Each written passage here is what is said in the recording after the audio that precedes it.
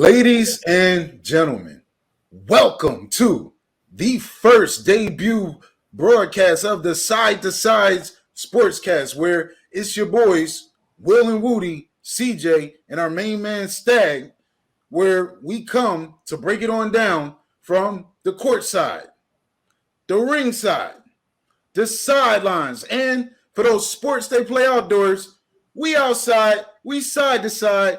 That's how we ride. And we want you to ride with us on the Sportscast sometime.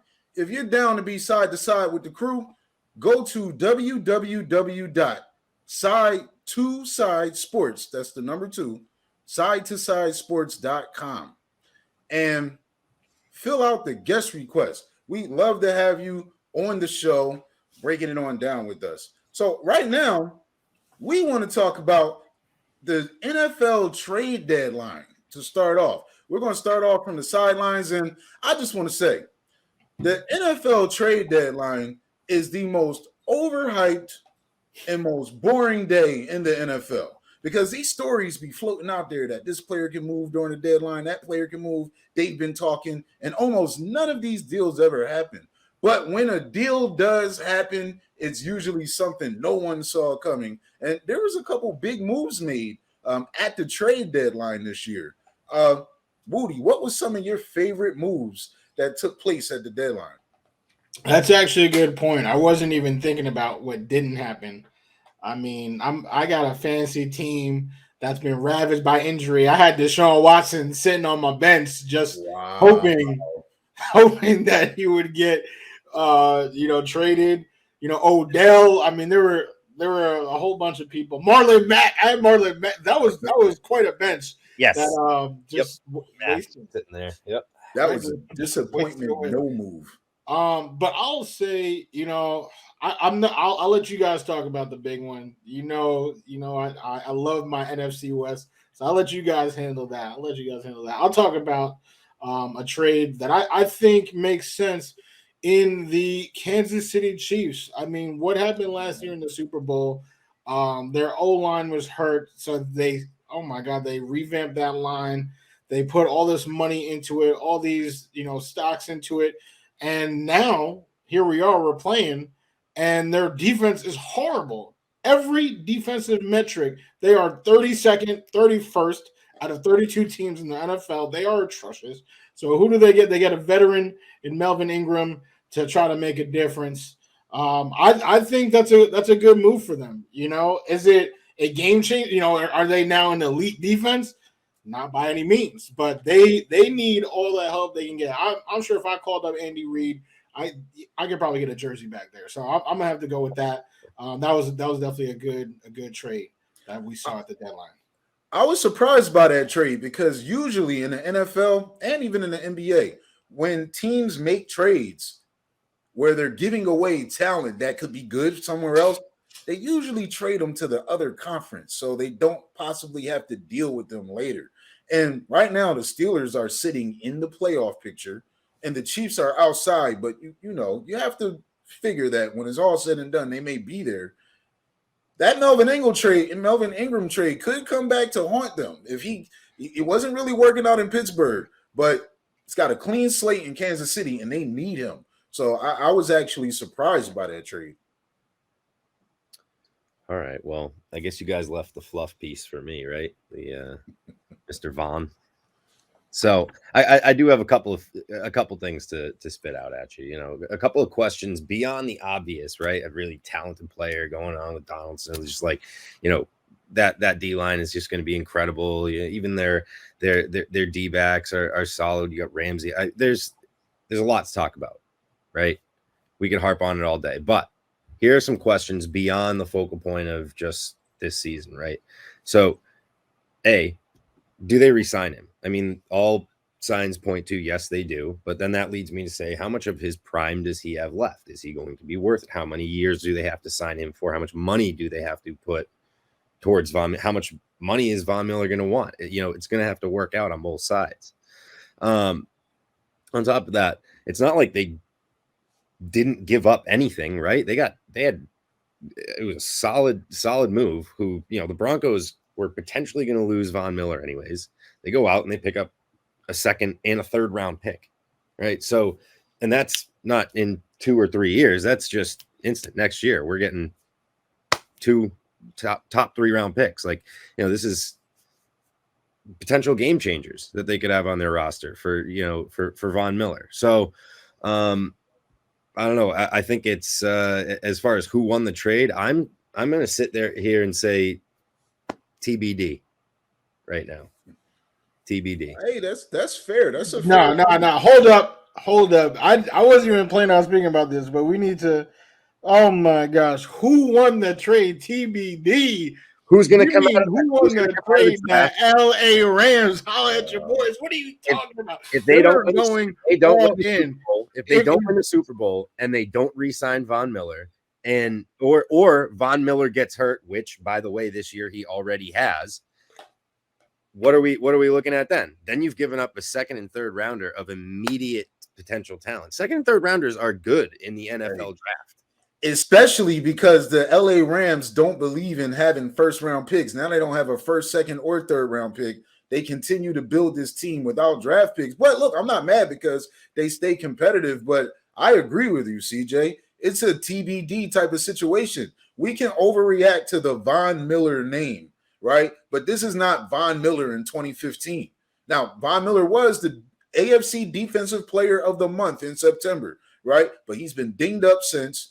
And he may not stay in LA. We don't know what's going to happen long term. We've seen this play out in the NFL where teams make these trades. It's like when the Seahawks acquired Sheldon Richardson, and the next year, all of a sudden, he's on the Vikings. I mean, right? Like these things happen.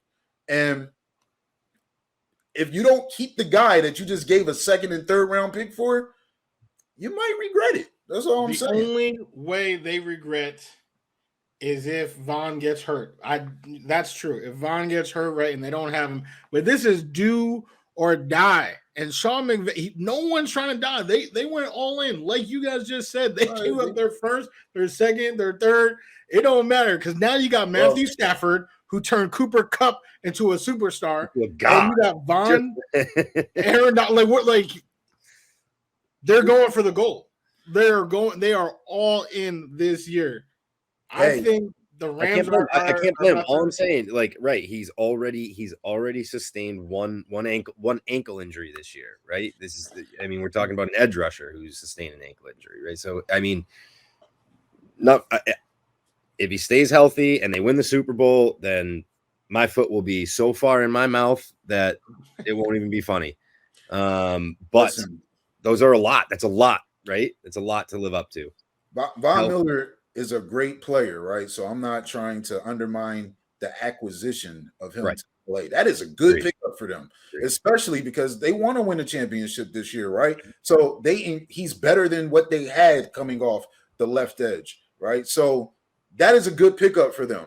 But he also doesn't need to be 2015 Von Miller. Aaron Donald is right there. He doesn't have to be the 2015 Von Miller, but this is my point, right? One thing about the NFL is not the NBA. In the NBA, you can make a trade at the deadline, and that can make you a Super Bowl, an NBA championship contender, by the end of the season because it's easier to get chemistry on the court. That is completely different on the field. We've seen teams try. Remember the Eagles had the dream team where they had all these names and it didn't go anywhere? We've seen teams try to do this before, and it did not work, right? So I wouldn't be surprised. I'm not going to bet against the fact that Von Miller now, you're with the Rams. You've got to get adjusted, right? You're going to be good. You absolutely are. But in that one game in the playoffs, that one game, that's all it in the playoffs is one and done, right? And I don't think the Rams are invincible, but I definitely think that they got better with this move, right? Oh, no doubt. No doubt. I don't think anybody's going to argue that, right? Absolutely. You can't. He's on the field. They are absolutely better. Absolutely. But before, I love that you guys gave me the layup, right? But can I talk about one other thing that happened just a little bit before, right? It didn't come down to the wire, but I don't want this to go under the radar because I do think this is a real nice pickup. Is Zach Ertz, right? Adding to that offense and getting a tight end that is an offensive threat. Even though Kyler might be out a week, we'll see what happens with Kyler, but Ertz is going to make a difference on that offense, right? He's just another guy that they have to cover. And I think losing AJ Green, they lost Watt, they lose AJ Green. They needed to have something, right, to add to that team to keep in that foot race. And I think that was a huge pickup for him. Especially because Max Williams was becoming a household name and they lost him. And then they bring in Ertz to carry it. So that's really, really, that was definitely a good acquisition for the Cardinals. But I want to tell you my biggest winner at the trade deadline. My biggest winner is none other than Tua Tagovailoa. And I'll tell you why, right? Tua finally gets to just play football, right? Finally. This is the first clean slate that he's had. And it's a shame that they put him in Miami through this. They drafted him while he was injured. They knew he wasn't going to be able to play right away. Fitzmagic was playing pretty good. Then you forced him in there. Then you split time with the quarterback. And then the rookie season was a mess. Then you felt bad that Justin Herbert was killing it. And, oh, man, we should have drafted him. So at the beginning of the year, let's trade for Deshaun Watson, right, in the offseason. You don't do it, but that rumor is always there. Tua comes out immediately, gets hurt. Now you're like, man, we shouldn't have drafted this guy. Now the Deshaun Watson rumors are flying. He actually comes out in public and says, I don't not feel wanted, right? So clearly it's affecting him because he just wants to play football. Then Brian Flores is a man of his word because this doesn't always happen in the NFL. You meet with Tua and you tell him you are our guy for the rest of the year, right? So now Tua has 10 games in front of him or 9 games in front of him to just play football and create your legacy. Just go out there and play. Right, I'm glad that the trade rumors and everything is behind them. So that's my biggest biggest winner during the trade deadline. 9 games, man. Enjoy it. Yeah. Who knows if he's going to start next year? All right. Hey. So yeah, have fun, Tua. But you know what? If he lights it up, they're not going to give up a lot of stuff to get Deshaun Watson if he has a good year. Right? And if he doesn't have a good year, then hey, Tua, that's on you. You're going to be playing ball somewhere else. I don't know where, but you got your chance right now, right? And that's what I'm excited about as a big fan of yours, right? So I guess my fantasy team's a loser then, huh? With Marlon Mack and Deshaun Watson on the bench. You was really counting on the deadline to bring you something. That's like playing the lottery. Like, put that ticket in there and ain't get nothing. Just go to sleep. Now you got some people you can release, and maybe you can pick somebody else up. But hey, we'll talk about start 'em, sit 'em. We just talked about one of the worst teams in the NFL. How about we talk about the current standings in the NFL? We are approaching the halfway point. Now, in a normal season, after week 8, we would be in the halfway point of the year, right? This year, we've got a 17-game schedule with 18 weeks, right? So we are in right before the halfway point. So who's some of the top teams in the league that you really want to keep an eye on, that you really feel great about being contenders, and who are some wild card sleepers? So I'll lead this off because I have to. I'm not ready to completely concede to Gaddy's, claim that the NFC West would not be a tighter race than the AFC North. Although I will say that the Gaddy and Silva crew out in the NFC, 2 7-1 teams just duking it out right now. So I don't know. It is a well-balanced division out in the AFC. So Gaddy, I'm saying you got the lead for that, just because we don't know what's going to happen in that division right now. That is, it's got the lead. What was, I thought it was the best division. I mean, we got 2 7-1. What do you? Listen, You not got What are you doing? literally 4 teams that could potentially make the playoffs. that's right? what we were arguing, right? That's what we Like were arguing. we were trying Okay. to say like the top. Like, Well, Russell. I mean, I didn't know that Russell was gonna get soft this year. Oh, here we go. oh boy, I just didn't know. I didn't know. Man, I apologize. Listen, all right. So I had to just say that by leading it off because that's a tight race, and like we are almost halfway through, and it could not. We still know who might pull ahead there. I do want to say that the Titans, that division is all of a sudden the Colts might have a glimmer of hope.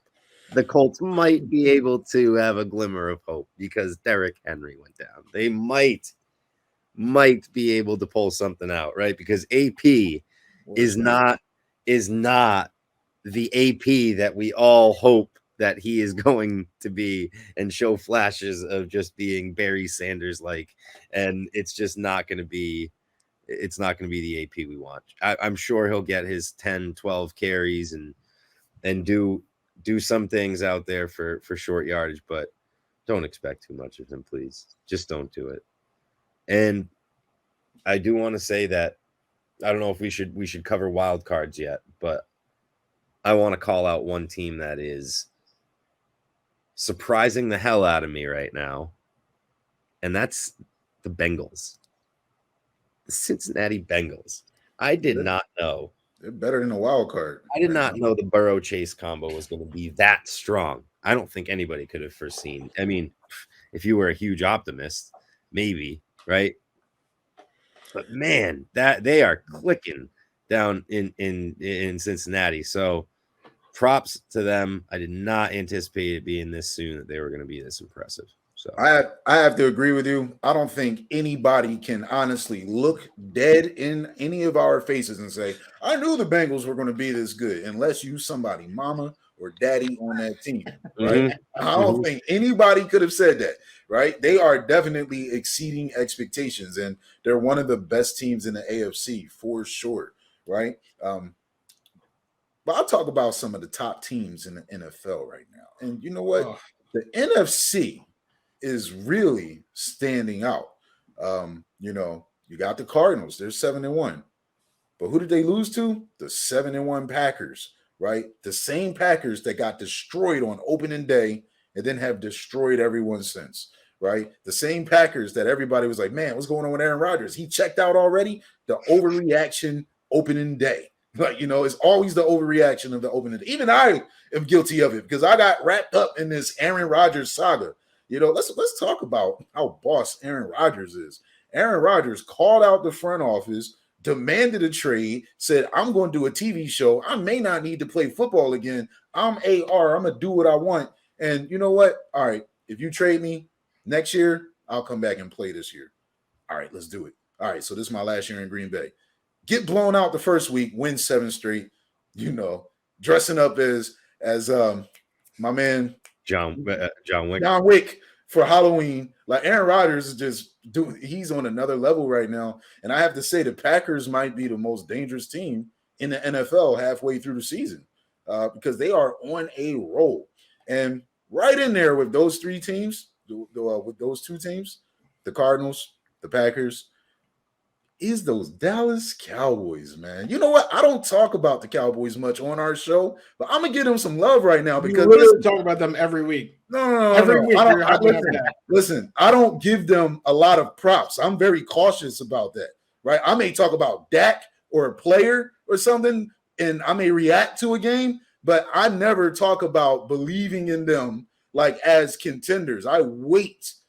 And this week, they proved it. Because usually in a game like this where your starting quarterback is out, the Cowboys come out and they fall down. But this man, Cooper Rush, is the exact reason why I told you I'm staying asleep on those Minnesota Vikings, Wudi, because they fake. I told you they were fake, right? They came out and just blew it against the Dallas Cowboys. Now, it was a tough-fought game, but the Cowboys came out and they won a gritty game, right?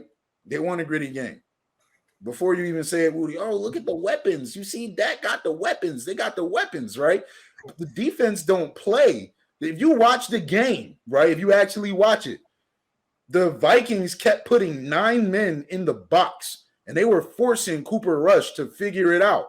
And he didn't have it figured out in the first half, right? But that offensive coordinator, Kellen Moore, right? Did you see the Hawk formation? Kellen Moore said, "Oh, you want to put 9 men in the box? I'm going to bring Connor McGovern and La'el Collins out and put them in the backfield, right? And they're going to go out there and block." They call that the Hawk formation, right? Yeah, we're going to attack that 9-man front and get our first downs. And then that comfort, Cooper Rush, boom, long pass to Cedric Wilson, game winner to Amari Cooper. He got really comfortable. And you know what? It was good to see that in his first NFL start. So the Cowboys, you have to consider them contenders this year. I believe it now. Like, they're contenders. Don't know how far they're going to go, but they're in the mix of teams that you got to take serious. When we talk about the top teams in the NFL, the AFC race is a lot closer. You name some of the teams, CJ, but we also got the Ravens at 5-2, the Bills at 5-2, the Raiders at 5-2. And I want to hear from Wudi before I talk about my wild card sleeper. Wow. All right. That was an earful. No worries, guys. If you missed that, we'll ramble about the Cowboys probably next week and the week after that and the week after that. Maybe even later in this episode, someone will say something about, I don't even know, about something that rhymes with Dak, and he'll just bring it up for no reason. But you're just mad you can't really. You didn't mention the best team in the NFL. That was odd. Like, you have these powerhouses in the NFL. You got the Packers, you got the Cardinals.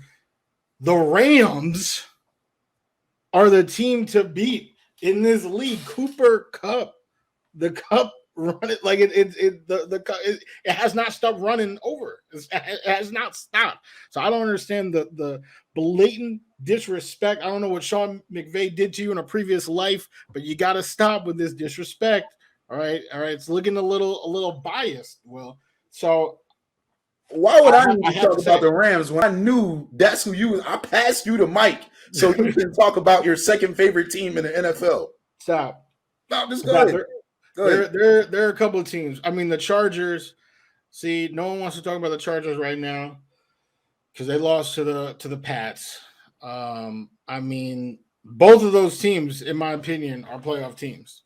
A team that we just talked about that I am not sure is a playoff team is the Raiders. I don't know. I mean, yes, they did pick up a win, without Gruden, but I still feel, I don't know how to feel about that team. I don't have confidence. This wild card is so wide open in the AFC. I mean, honestly, like Will pointed out, we're not even halfway through the season at this point. This new age, so we're gonna be plugging away in this second half right now, and who knows? I mean, a lot of rookie quarterbacks. I mean, we got rookie quarterbacks out there that are gonna get more comfortable, and sophomore quarterbacks that are gonna get more comfortable as the season goes on, and I think it's gonna be just an interesting run to the last week, to be honest with you guys. Now, CJ, I'm so surprised with your words about the Titans before. I wanted to say it before, because despite losing King Henry, who, yes, the mighty king has fallen temporarily, they still have your boy Julio Jones, who, if he was on the Pats, they would literally be winning it all. So I'm confused. Explain to me how the Titans are in such disarray while still having Julio out there on the field. Must I go to the stats? Must I? Do I need to? I don't even want minutes to get the stats. I'm not going to do it first episode because I don't need to, because everybody knows them. Because Henry is he is that offense. He is the reason that Julio and Brown get as open as they do, because you can't leave that box open at all. Like, he is going to destroy you if you leave too few men in that box. That is the reason, Wudi, That is the reason. I mean, Julio, great to have because think about it. If you lose Julio, you still have Brown. If you lose Brown, you still have Julio. Like, I mean, it's fantastic. Still gonna have a number one guy to go to somewhere. Now you have AP, who's 53, who's already in the Stop it. Stop it with you guys. All right. No. He's not Frank Gore. I think AP should be in the league. I actually think he should. He should be in the league, but he should be a backup. This man has 2 more letters in his name because this man is AARP right now. Right? He's old. Is not all day anymore. It's night. Like, you know, it's not all day anymore. No, listen, he needs 8 to 10 carries, close to the goal, inside the 10, and that's his role now. I'm telling you, he's gonna prove you wrong. AP is definitely one of those players that you can't ever doubt. But I wouldn't be surprised if the Titans go from one of the top. They are the top team in the AFC right now, but they'll probably be in that wild card picture coming the end of the season, right? If they can hang on long enough. So they got off to a good enough start to kind of, get ahead of what they're up against. But I'm going to give you my wild card sleeper. I'm going with the Seattle Seahawks, right? Russell Wilson is about to make his return. He took the pin out the finger, right? He may play this week, but may play next week. So even if it's not this week or next week, he's on his way back, right? And if you look at the standings, they're only one game behind the current Carolina Panthers are 4-4, right? The Seahawks are 3-5. We know the Carolina Panthers are fake. They're not real contenders. They've been falling down since the 3-0 start. Don't know if they can get it going again. They've seemed to shot their best shot already. The Vikings are 3-4. We know the Vikings are fake. Wudi believes in them, but they're really they're inconsistent. They're wildly inconsistent. You can't trust them, right? When Russell Wilson comes back, he is going to be motivated to get this team into the playoffs. They haven't missed the playoffs on his watch. Now, he's never been injured before, but there's going to be some extra motivation coming out of Seattle, and I wouldn't be surprised if they snuck into a wild card. Come on board, Gaddy. It's nice over here. Right? No, that's the only team he's ever given respect to. That was his pick. In the NFC. That was his pick to win the NFC West, and we see how well that's going. Right, so should I use your excuse? I didn't know Russell Wilson was going to get hurt. Yeah, I don't know why we're talking about Russell Westbrook. I'm not sure, but I'll tell you this: the Seahawks are not. They are done. They are done. And stop disrespecting the Vikings. Have they had a game that has been decided by more? Dude, they just lost to Cooper Rush. They lost to them boys. What are you talking about? First NFL start. They lost to them boys. What are you talking about? First NFL start. No, I'm telling you right now. The Vikings, every game is one score. They're in every game, every single game. All right, they had a tough loss. They faced them boys, though. They faced America's team, Jerry Jones. Put some respect, whatever. So, the Vikings have a better shot of making the playoffs than the Seattle Seahawks. Mark my words. You heard it here from James Wudi, Side Sports. All right. Well, I think we should talk about the game that's going on tonight. So that way so the fans, our buddies out there, don't get it confused. This man is not a Rams fan. He's actually a fan of the team that's taking the field tonight, right? And all is right with Mike White.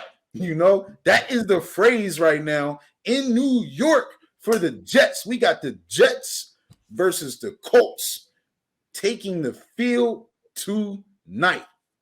Wudi, it's only right that you start this conversation off. Sorry, this is a Bret Hart shirt. I don't know why I did that, but still, he's still the best. Ain't nothing best about the Jets. So I don't know what that was about. Are you serious? You know what? They call Bret Hart the hitman, right? They call him the excellence of execution. And that opening drive against the Bengals, going 7 for 7, giving the Jets their first opening drive TD of the season.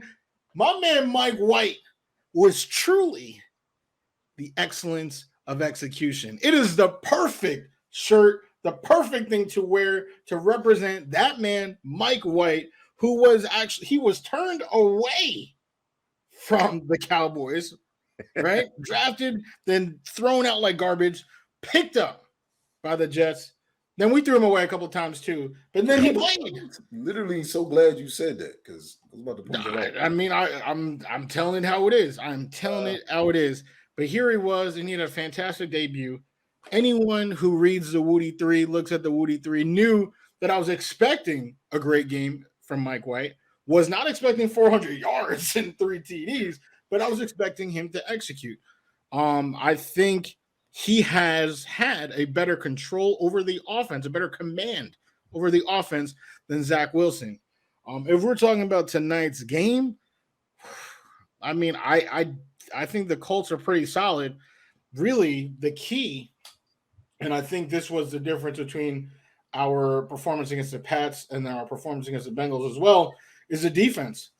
The Jets' defense does not look remotely the same without C.J. Mosley. When he was on the field, we played better. He'll be on the field tonight, we'll be better.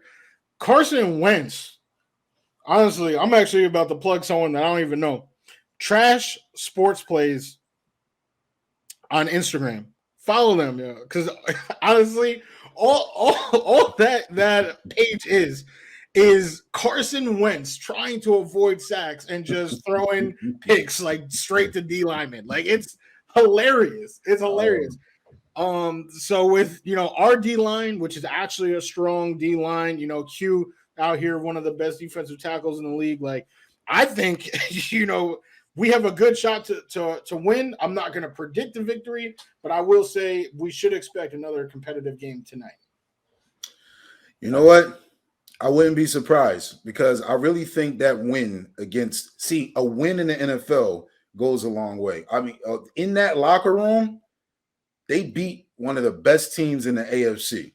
So Robert Saleh is rallying. This is the moment to build off of. Mike White, if you want a job in this league and you don't want to get bounced around like you have been since you got drafted, if you want a job in this league, you come out and you have another good game. May not be 400 yards, 3 touchdowns, but you come out against this Colts team who is now, they see red because the Tennessee Titans lost their king, right? And the Colts have a chance to take control of that division because that is a weak division. But Jets, I want to shout out to my boy from the North Carolina Tar Heels. Anybody who has listened to me, this was my favorite running back in the draft. I've said that multiple times. And what happened last week when the Jets finally got some consistent quarterback play, right? And they didn't have to face the 8 and 9 man fronts because Mike White took that man out the box, right?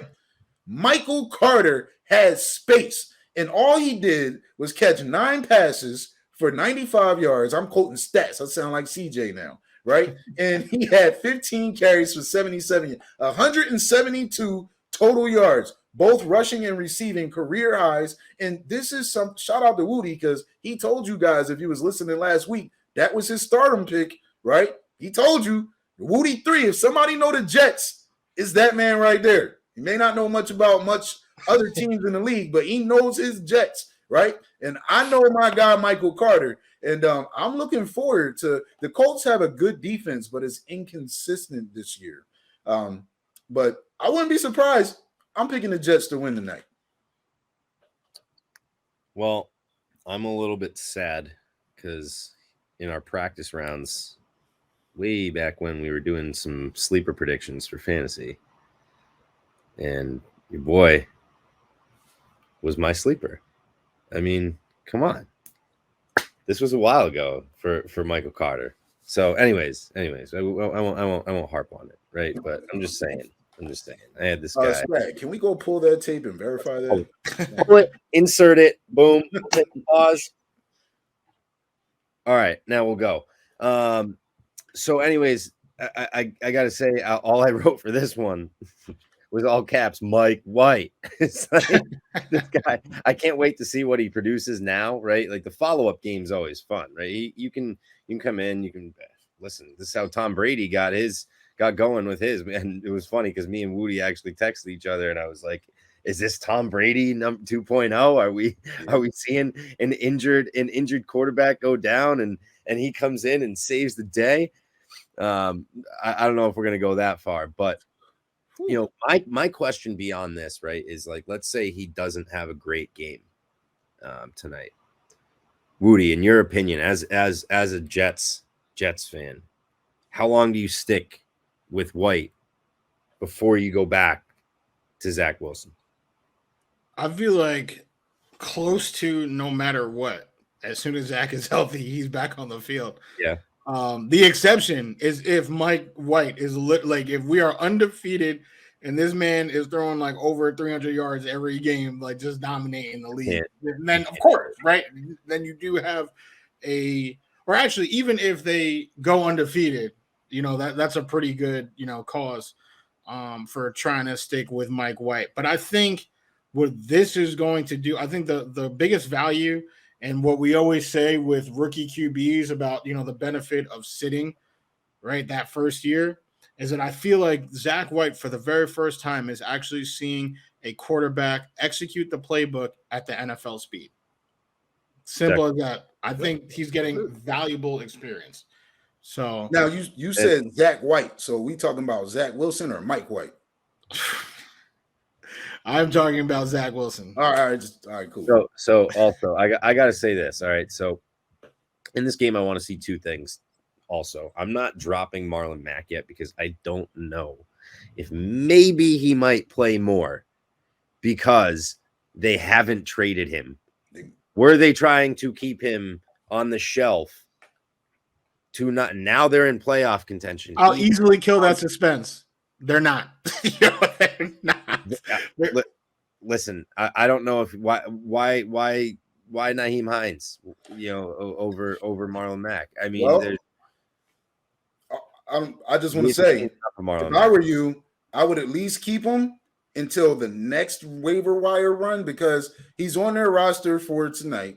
But just like the Rams released Deshaun Jackson after they couldn't trade him, there is a small possibility that he may get released. Small, but it doesn't hurt to keep him until you see how it plays out, right? If he doesn't get released after this week, he's probably going to be on their roster for the rest of the year. The other thing that I want to see too is, I mean, I know Hilton is out tonight, but I think that's a key part of, you know, Wentz's ultimate success, right? Like if you're asking Pittman and Pascal to carry the load there, it's. Have you seen Michael Pittman this year? I have. Okay, all right. Pittman. He's actually been balling. I'll give his passes don't even be accurate. Pittman be like, I got it. I think Hilton's going to be a difference maker for him when he comes back. Absolutely, he is healthy. Yeah, right? no, I definitely agree. Yeah, you know, it gives another big weapon for a downfield weapon for Wentz to throw to. It opens up everything. And he hasn't had that opportunity, a consistent opportunity to develop rapport, you know, with Hilton on the field. So we'll see what the second half brings. Maybe Hilton can get on the field after tonight's game, maybe in the next week and produce. And I'm not going to get into it quite yet, but might be a nice little waiver wire pickup. You know, if you have an extra spot for yourself. Okay.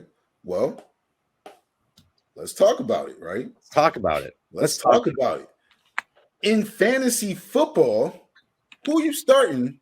Who you sitting? Now, I want to give you guys my stardom of the week, you know. And please, ladies and gentlemen, okay, I've been on point with my sit-ems, but the one week I said sit Myles Gaskin. Myles Gaskin told me to sit down, right? But then he went back to stinking again, just like I said. But my stardoms last week, I told you to start this guy because he gets targeted and Miles Sanders wasn't playing, right? And then all of a sudden, something else happens, right? The guy who I'm telling you to start this week is Boston Scott. You are obsessed with this team. No, I'm not. Because listen, if there's one, I love football, right? And if there's one player that when I can't stand the field, I'm a Cowboys fan. You guys know that. I watch the Eagles games to hoping they lose. Like I watch them and cheer for the opposite team every week, right? But I respect good football play. And I have to say, when Boston Scott has to play, he makes plays. I don't know if you guys knew this, right? But only 6 times in his NFL career has Boston Scott carried the ball at least 10 times. Guess how many touchdowns he has in those 6 games? 7. When you include this man in the game plan, he scores touchdowns. It's no joke. Like he makes plays when he has to be in there, right? So if you're looking for a waiver wire pickup, right, and nobody has scooped Boston Scott, because I know if you just look at the Eagles box score, you'll see that Boston Scott got 12 carries. Jordan Howard got 12 carries. Kenneth Gainwell got 13 carries and went nowhere, right?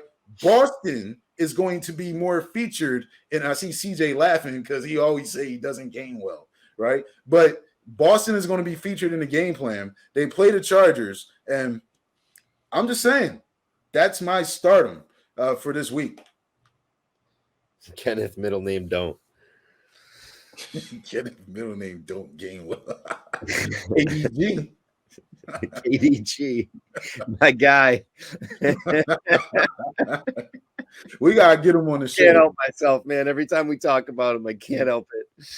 But anyways, I got some stardom situms for you right now. And my stardom, and I just traded him in fantasy. And I don't need to talk about my fantasy teams personally, but I got a good deal. So listen, Kyle Pitts, you start him this week. Okay. Kyle Pitts has been getting targets. He had a down week last week. He's kind of been up and down.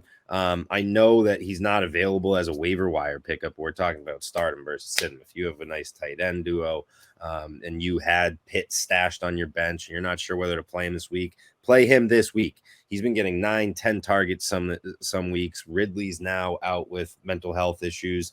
God bless him. Hope he comes back soon because he was part of that trade that I received. So Ridley, come back soon. We need you, man.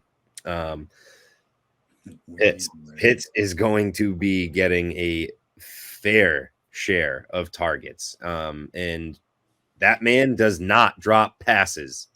He does not drop the ball.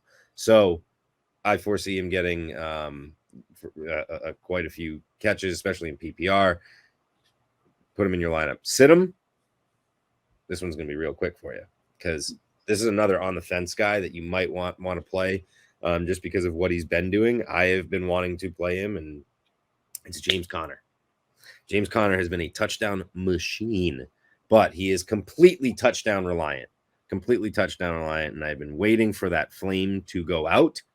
There is games where, he is the last game that he played against San Francisco, which is the next game he had 10 rushes for 29 yards and a TD, of course.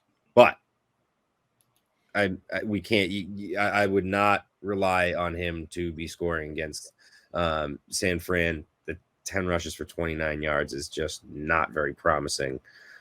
So sit him. If you got another option, sit him. He's not getting you any receiving points either. For my stardom, and this is something I actually don't really like to do, but I am gonna do it right now. I'm feeling great. I don't know. It's Mike White season, boy. I'm gonna go with Jamison Crowder. Okay, because Corey Davis, he is not at 100%. We've seen so far that Mike White, he's always going to go to the reliable option. They might actually now be looking for that, that receiver coming out the backfield. So maybe, I would still start Michael Carter with confidence, but I'm just saying he's going to have to look down the field. And Jamison Crowder, for literally the last 4 years, has been the most reliable option on the Jets, no matter who's throwing in the ball. Literally, Joe Flacco, Sam Darnold, Josh McCown, like anybody who's throwing in the ball, he's having a productive outing. So he might actually be on your waiver, depending on the league. So he's definitely worth a pickup. Also, with Ruggs having his situation, there's somebody who is going to be getting targets on the Raiders. I'm not sure who it would be. Let's go with Hunter Renfrow. So I'll say start that. In terms of sit him, obviously sit Ruggs if you have him, but I will go with Bold strategy, Cotton. I'm gonna go with. Oh, you know what? I'm so sorry. Let me throw one more stardom out there. I actually feel confident about this. Too many times when somebody goes down, you just pick up the next guy and you expect them to do the exact thing that the starter was doing. They picked up AP for a reason, but for this week, literally specifically this week, honestly, McNichols is worth a start. I think he's worth a start. He is a good pass catcher. I think he will actually have a really, really good PPR week. Stag is out here asking the big questions, but all I gotta say is you gotta start this. You gotta start this man. That's all I'm saying on the Titans. But man, can I just hop in right there because I never really sure. talked about my Stidham. My Stidham. You're Jarrett Stidham. Nope. Jarrett Stidham, right? Jarrett Stidham. Yeah, right. Oh man. But the man that I'm about to point out plays the same position, and this week he might be just as good as that person. Right now, let's talk about the bye weeks. Right, Bucks. Tom Brady is on a bye week, so those Tom Brady starters out there, you may be looking for a bye week replacement because when you have a quarterback like Tom Brady, you usually start him every week, right, and then you try to go find a quarterback depending on what your depth is like, right. So maybe you got ahead of it, maybe you didn't. If you didn't, so the fans that didn't proactively prepare for Tom Brady's replacement, you're probably looking at the available quarterbacks right now, and you're probably like, I don't know if I should start Mike White. And you know what? You may have picked up Ryan Tannehill. Some of you that have been proactive, you may have picked up Ryan Tannehill. I'm going to look in the camera and tell you right now to sit Ryan Tannehill's narrow behind down, right? This is not the week to start him for a bye week replacement. They play against the Los Angeles Rams. They don't have a running game to rely on. Wudi says you should start McNichols. You know what? He might get a couple passes, but this is going to be an ugly game, in my opinion. This game is going to leave the Tennessee Titans really reevaluating and questioning. Was it last time I talked dirty about the Titans? They wound up winning. But the same Titans that lost to the Jets is about to, they don't got their king right now. And it's going to be ugly. If there's a player that I'm saying sit Ryan Tannehill down, please. I'm telling you, start Mike White. Don't sleep on that, Start Mike White. If it's not too late, go ahead and put him in there for tonight's game. I'm telling you, don't start Ryan Tannehill. I literally don't know if I can say start Mike White. And I'm not trying to disrespect anybody. I'm not giving him an overall start. I'm saying for those people who, in preparation for Tom Brady's bye week, may have stashed a quarterback. And you know what? Let me start Ryan. Let me just take Tannehill because I need somebody. Because the list out there is really thin in a lot of leagues. Because right now, it seems like a lot of teams, a lot of fantasy teams are carrying two quarterbacks, right? So, like, the free agency list is kind of down. And, like, you're down with Sam Darnold now, who I got all the juice out of Sam Darnold. I started him in back-to-back weeks when he had his two best weeks. And then I was like, I'm not starting him no more. I made the right decision, right? So I wouldn't go with Tannehill. I wouldn't go with Sam Darnold right now. Ryan Tannehill. I was actually my sit was actually going to be Carson Wentz because he actually has put together a solid string of games. Not amazing, but one of the better of the waiver QBs. So he is probably someone that you're looking at. But the Jets defense, I'm telling you, they're a different breed when CJ's out there. He, does have the mic. He's out here, calling the shots. And I feel like he has those guys playing in the right positions. I would not feel great, even with, their great O-line. I feel like Q Q's gonna be back there, man. He's gonna be having some fun. A bonus sit him because I hate his guts. He had 0 points for me this past week. Is Darius Slayton? Pretty much the entire Giants organization. How can you trust anyone on that team? I even tried to trust Saquon actually that trade that I made before it kind of actually looks pretty good. I traded Calvin Ridley and Michael Thomas for Saquon, and he was amazing. That was when he faced the Saints, right? He single-handedly gave me the dub, and then then he got hurt. But now Ridley is like, I feel like I might have won that trade. I don't know. That's a TBD. That's why you always gotta let it play out, right? True. But speaking of play out, let's go out to the court side. Let's talk about the opening month of NBA action. It was definitely an action-packed October, on the hardwood. And what are some of the things? It seems like there's a lot of teams off to a good start right now. The teams you kind of expected to be off to a good start that were hot last year, they're not really off to the greatest start right now. But hey, it's still early. We're only 3 weeks into the NBA season. But let's talk about that first month of the season. What are some notable things for you, CJ? All right. Celtics suck right now. I can't even get into that. That's gonna be we're gonna leave that for a hear me out session. Okay. So but honestly, the guys that I called out earlier this year that you kind of doubted me on were the Bulls. I think the Bulls are for real. It is the way that they are utilizing DeRozan. I didn't realize this until I watched. I mean, I watch all the Celtics games, obviously. So now they play the Celtics, and that game was just, they showed a lot of heart coming back. I don't know if you guys watched ESPN or anything like that, but they basically outscored the Celtics 30 points in the fourth quarter and just never let up. Right? They never said die, and that's something that was probably one of the concerns. Right? You don't have a lot of personalities on that team aside from maybe a guy like DeRozan that they get. Who was just part of San Antonio system and sitting next to Greg Popovich. The way they utilize him, being able to take Levine off the floor and then put DeRozan in, you don't lose as much as you would, normally going to a bench player and taking your superstar out. And they run very similarly together on the floor. Adding Ball and Vooch, and when Pat Williams comes back, it's this team is built well. They're scary. They're a scary team, and I want to just call that out. On top of the little cherry on top that I don't think anybody's really surprised at is the Heat. This trio built so well to play together. They all, much like the Celtics' big three back in the day, built very like they all just do very different things. They're all mature enough to understand those things that they do well. And then there's a lot of pocket position players. Duncan Robinson and Hero can still knock down threes.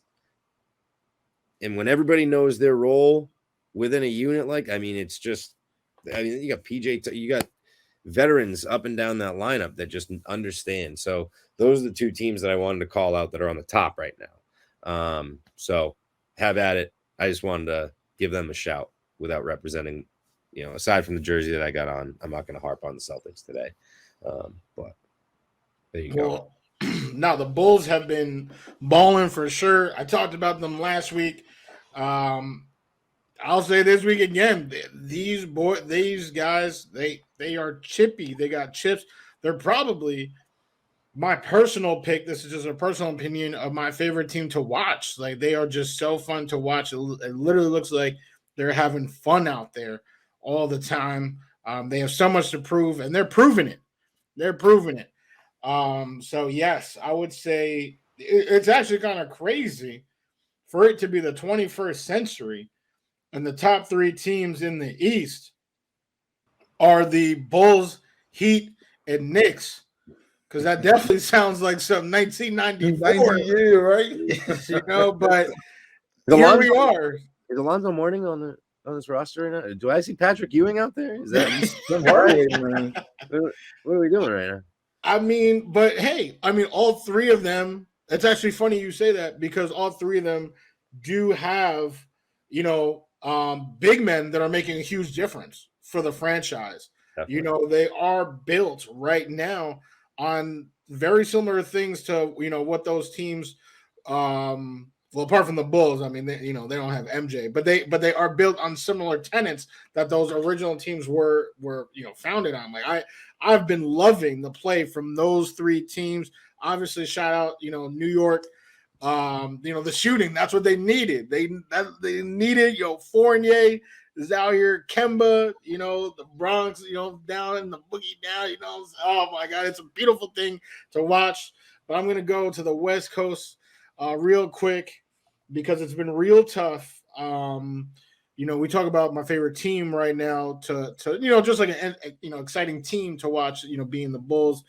But player has been Steph Curry for like the last 7 years, and he's been struggling without Clay, and KD left and all this stuff. But this year, they're top of the conference. I mean, is this time? Like he's just preheating that oven, and then soon Clay is gonna come out, and now bam, they're in the Western Conference Finals. Like there's a lot of beautiful things going on with some of my favorite players and teams in the league. I can't wait. Just want to talk about Steph Curry because one thing that we know about the NBA this year is that they've silenced the whistle on offensive initiated contact, and there's no one who's done that better than Steph Curry. It might be annoying, but if Steph step back and you step forward, he's getting a 4-point play. Like he just mastered that, right? And people get mad, but the refs was calling it, and Steph was doing it, right? He was doing it. But this year they said they're not going to let it happen. And they proved it in the preseason, and the players adjusted. Now, not every player adjusted, right? But Steph has adjusted, and he's still playing great basketball. But still got 29 points a game. He's still doing okay. No, he's doing good, right? And it's still early. I want to point out a team that surprises me. Now, I didn't think this team was going to be garbage just because of what they were going through in the offseason. I didn't think this team would be great. I probably thought that after the first month, they might be hovering around 500, maybe a little bit under 500, right? I give this Philadelphia 76ers a shout out, right? Because they're in October. They finished the month of October 5-2. And they won the last game of the month without Joel Embiid and without Tobias Harris. They beat the Portland Trailblazers as the crowd chanted, "We want Dame," right? The Sixers are playing some team basketball. This Ben Simmons distraction is not distracting them. In fact, they're proving that they can win without him. Guess what they have? They have space, and they know what to do with it, right? So, I have to say the Sixers make, it's still early. So the rankings, like the current standings, don't matter. Shout out to the Chicago Bulls for being at top of the standings. And, Kobe White's one of my favorite players in the league. He hasn't even really got it going yet. Once they get him going, Kobe White, the Chicago Bulls are going to be a good team, right? I wonder how long they can stay at top of the standings, but I have to piggyback off of you, CJ, because the Miami Heat, man, they play some tough basketball. And, everybody was making fun of them when they didn't want to trade Tyler Hero for James Harden. Everybody's like, what are you doing? Right? Look, Tyler Hero, man, he's in a zone right now. And he's young, right? So, yeah, who's better? Like, if you stack resumes, of course, James Harden is better. But if you got to keep that team, you got to keep some youth on that team. And Tyler Hero, man, is coming off the bench, dropping 26 points like it's nothing. Really, really good situation to be in, right? Now, as everything's going good in the NBA, what are some of the October surprises? Because we talked about a lot of good stuff. What are some of the October surprises that, outside of your Celtics, CJ, because I know we'll get to that, what are some of the disappointing surprises? Yeah, let me get on this train. I'm honestly, well, I mean, disappointing is subjective, right? Like, I am happily pleased that the Nets are scuffling. I'm happily pleased that the Bucks are scuffling. Like, right? The Bucks just feel less complete this year, right? Without PJ Tucker, missing Brook Lopez. Now, I know he's not a superstar, right? But having that 7-foot big man who can chew gum and walk at the same time and make a 3-point shot, right? Like, actually get some rebounds and know what he's doing out there with a high basketball IQ. That was solid for them. There were some games that Brook Lopez was just banging 5 threes a game out there. So for them to lose some of those pieces and replace them with guys like Grayson Allen, and I mean, it doesn't feel like the same Bucks, like the strong Bucks team like they had last year. And the Nets, they're soft and they're old, but they're not like the Lakers are old, but they're not like Nets old, right? I feel like you got Blake Griffin, right? He's old, he's still decent at basketball, but his whole game was above the rim. When you lose that, it's a big piece. Marcus Aldridge, he's only going to be able to play a certain amount of minutes for you, right? It's not like he's out here, being a 12-time All-Star or anything anymore. They feel older, so that's why I think that really the Bulls and the Heat might be able to sustain this. And like you said, the Sixers, I don't even take my Celtics out of it yet. It's still really early. They're young. Are you disrespecting the Knicks like this? Like what? You name it every no. Whoa. I haven't even gotten there yet. Okay. I have a whole spiel right now because I'm really impressed with the fact of the combination of Kemba and D Rose. They play very, very similar style basketball where they are ball dominant scorers that are not knockdown 3-point shooters, right? So they're interchangeable in the sense that both of them also need to have limited minutes on the floor. I think that's a fantastic combination for them to have. And then also the signing of Fournier cannot be underlooked. He is a huge floor spacer and asset to that team. So just an excellent offseason for the Knicks, and it's really kind of, paying off. It's a great combination of players they got. So those were my notes. I wanted to save the Knicks for last for you, Wudi, but thanks for ruining it. I couldn't give a worthy intro. I'm sorry. It's a New York minute. That's how long I wait. New York minute. Man, I have a lot to say, right, about the NBA right now. I just want to say the biggest low light to me so far. I gotta be honest, man. Be careful. You already know what I'm gonna say, Wudi. You already know. It's not about my team. I really wanted to talk about my squad. You probably should. I'm not because you probably it's should. early. It's early. The DeAndre Ayton contract is affecting them, but there's one thing in the league that is sticking out to me like a sore thumb right now, right? And I got to talk about the Portland Trailblazers, right? Listen, in the first month of the season, if I told you that Dame Lillard was going to be averaging less than 20 points a game, shooting less than 35% from the field and shooting 23% from three, and turning the rock over 3 times, like that doesn't even sound like Dame. Like, what is going on with Dame? Like, yeah, every player can have a cold streak, right? But this is a cold start, like, in Portland.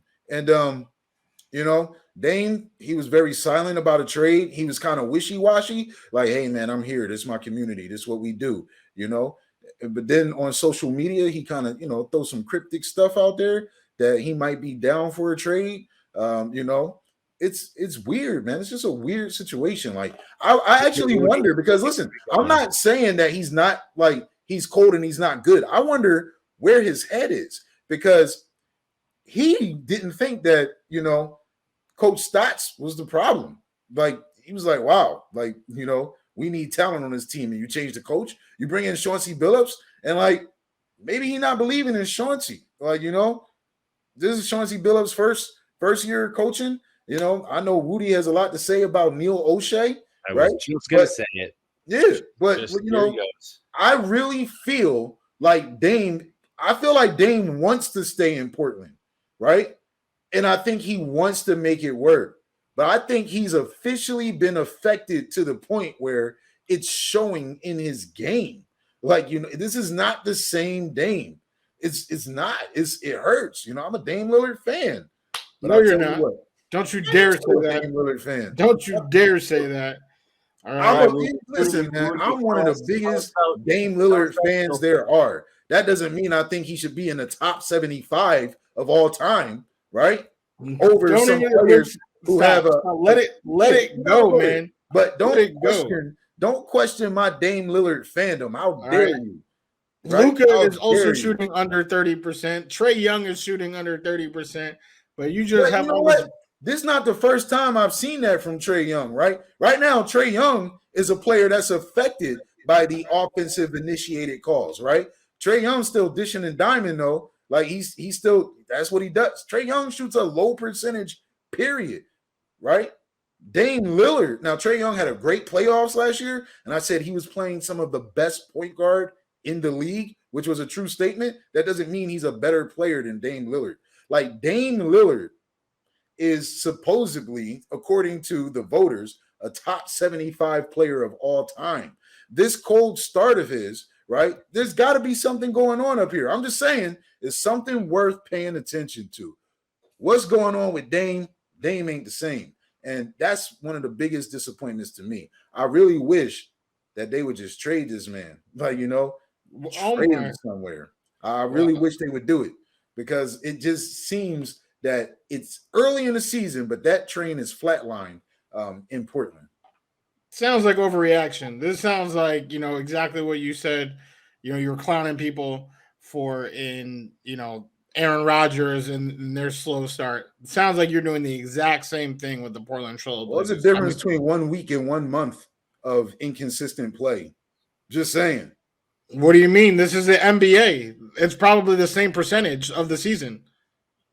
Listen, 7 games in the NBA. If you look at the great players, right? And you look at their great, we're talking great, okay? Great players. You go look at great players and find me a stretch of 7 games that look like this far into their career, right? We can save that project for next week, and you can come on here and talk about the players, but it doesn't happen often. Like the great players usually get off to a great start, right? Or even if they're a little cold, it doesn't go for like 7 straight games of poor play. Like Dame he looks disassociated with the team. Like something just don't look right. All I'm saying is it's disappointing. I'm not saying Dame is trash, trade this man. I don't know why you're getting so offended. You literally just said trade this man. 2 minutes ago, you said trade this man. 2 minutes later, but I didn't say trade this man to do him. We got to do hear me. We are eating away with Dame Lillard right now. You might want to segue this into a hear me out if you need to, but we got to do this. We got a last segment coming up right now, boys. Well, it's time to hear us out, right? We're about to talk about some trending topics in sports, and we want to talk directly to either a player, a coach, a fan base, right? We want you to hear us out, right? And CJ, you sitting there with a Bill Russell jersey on, right? Sure am. And you got something to say.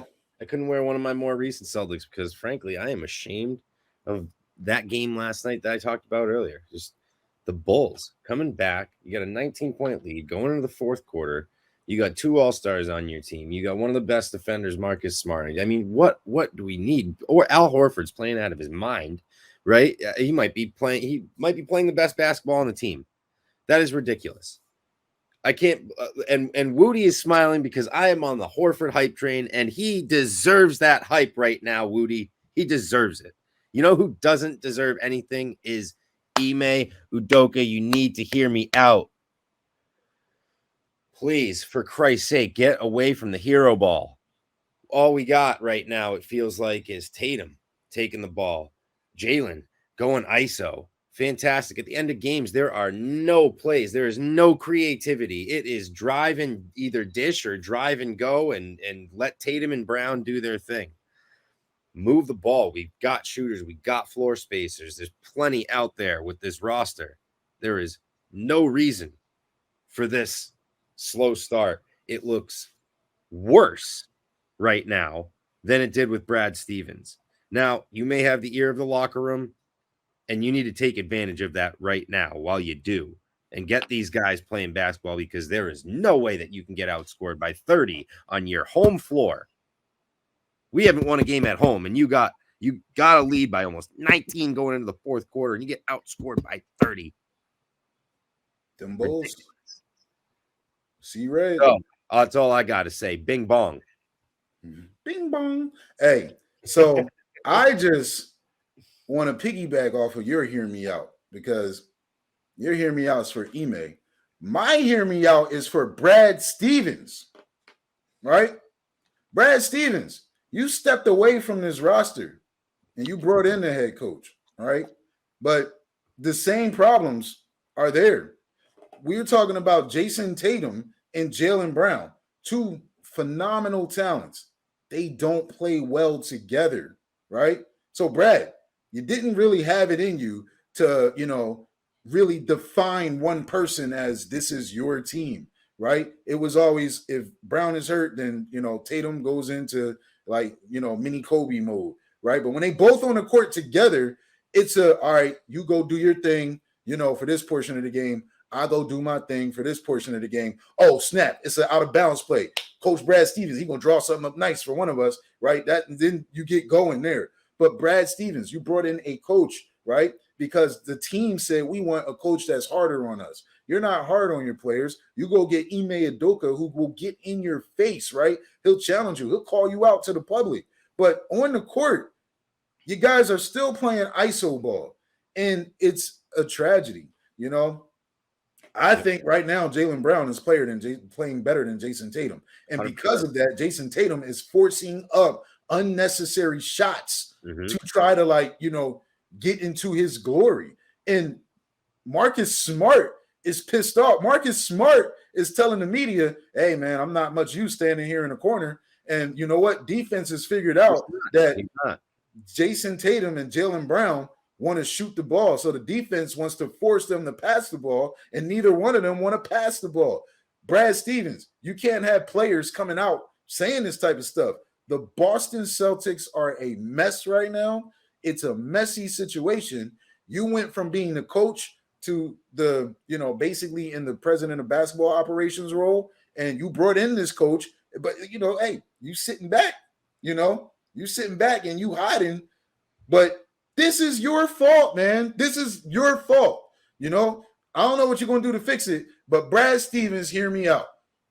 I think you need to trade either Tatum or Brown and get something that's going to work around one of those pieces, right? They don't play well together. They're both great, but they're not a good team together. And it's a shame. It's almost going to be like we couldn't see Tracy McGrady and Vince Carter continue to play together in Toronto, right? But you need to separate this. Brad, do something. That's my hear me out. Wow. I guess I'll go next. You are the last one. Well, no, because now you guys got me thinking, should I talk to the Celtics? I don't really have anything to. Maybe. There's a lot of hate. I don't know what's left to talk about. A lot of fire. Yeah, that's true. I'm kind of happy with how the Atlantic Division looks, so I'm gonna let them keep doing what they're doing. Might hear me out.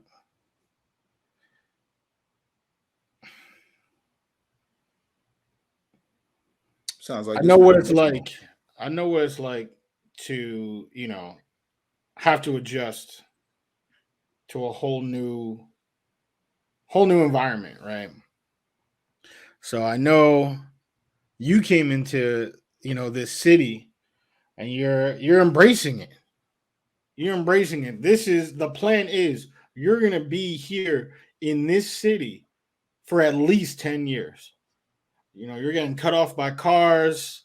I'm sure you've, tried some of our bagels, eating pizza. It's definitely different than where you grew up. But there's one thing that I just want to talk to you personally, man to man, and let you know to let these things roll off your back, because there's a lot of chatter where you live right now about, hey, let's roll with this guy the rest of the year. Hey, you were drafted 2nd overall. You're a big deal. Oh, we can trade him. I literally saw a post that said trade him for Odell. So, him being you, by the way. So, what I'm saying is, you're adopting, this city, this culture. I was born in it. So, let me tell you that everything is all well and good. I want you to heal up, young man, and just watch the tape. It sucks. It absolutely sucks that your boss couldn't get you one person in the building that has played quarterback in the NFL before to go over film with you or to, help you acclimate to the NFL speed. But luckily, Mike has been able to execute, and you could actually watch the film, because there is no doubt. Everyone sees your physical ability, but we need this to catch up with this. Okay? So rest up. Don't rush back out there. Take your time. And when you apply the mentals with the physical gifts that God has given you, it will be all gas, no brakes, for real. Zach Wilson, hear me out. Yeah, he's got Joe Flacco now. Hey, Wudi said he tapped into his inner Bane. He said, "You merely adopted this city. I was born in it." Right? Ladies and gentlemen, this concludes our debut episode of the Side to Side Sportscast. We want to thank you for tuning in. Please hit us up on social media.